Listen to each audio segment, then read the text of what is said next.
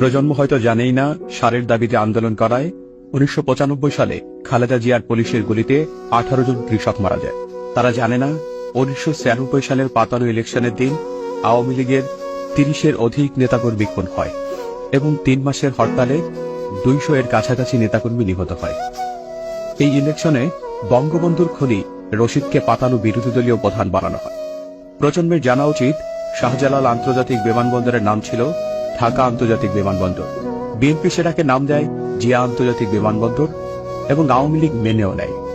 কিন্তু হাসিনা যখন ১৯৯৬-তে চট্টগ্রাম বিমানবন্দরের নামকরণ করেন এম এ হান্নানের নামে, তখনই আর সহ্য করতে পারেনি খালেদা।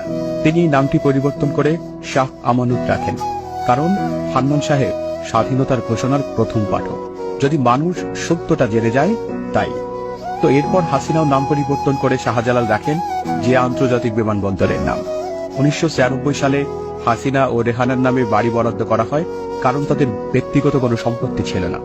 ১৯৯৪ সালে ধানমন্ডি ৩২ নম্বরকে জাদুঘর ঘোষণা করা হয় এবং এটি রাষ্ট্রীয় কোষাগারে দিয়ে দেওয়া হয় রাষ্ট্রের নামে, মানে এটি জনগণের সম্পদ হিসেবে ঘোষণা করে শেখ হাসিনা।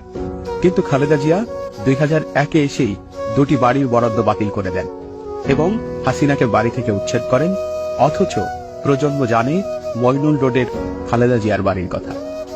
প্রজন্ম জানেই না বিদ্যুৎ না পেয়ে ক্ষুব্ধ জনতা আন্দোলন করলে ২০০৬ সালে খালেদা জিয়ার পুলিশ ও বিজিবি ৩১ জনকে গুলি করে মেরেছিল।